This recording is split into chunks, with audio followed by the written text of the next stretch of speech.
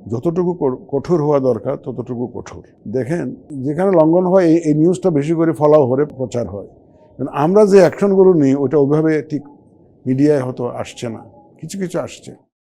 আমরা এই আচরণবিধি ইমপ্লিমেন্ট করার জন্য আমাদের তো ধরেন এই যে এবার আইন সংশোধন করে যে electoral inquiry committee and adjudication committee নাম দিয়েছি, কারণ বিচারটা যাতে ওনারা করতে পারেন। আমাদের এক্সিকিউটিভ ম্যাজিস্ট্রেট কাজ করছে, মোবাইল কোর্ট কাজ করছে, plus vigilance team and observation team আমরা গঠন করে দিয়েছি। ওরা দেখে যে কোথাও এই আচরণবিধি লঙ্ঘন হচ্ছে, তারা অ্যাপ্রোপ্রিয়েট অ্যাকশন নিচ্ছে। প্লাস আর একটা নতুন জিনিস আমরা করেছি এবার, দেখবেন প্রত্যেক রিটার্নিং অফিসার ও ক্যান্ডিডেটদের নিয়ে একসাথে বসে এক স্টেজে বসে তাদের ম্যানিফেস্টোগুলা তারা অ্যানাউন্স করছে, তারা সব ক্যান্ডিডেটরা থাকতেছে এখানে।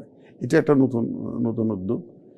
বিভিন্ন কনস্টিটিউয়েন্সিতে অন্তত একটা মিটিং আমরা অর্গানাইজ করার চেষ্টা করছি যেখানে সব ক্যান্ডিডেটরা থাকবে।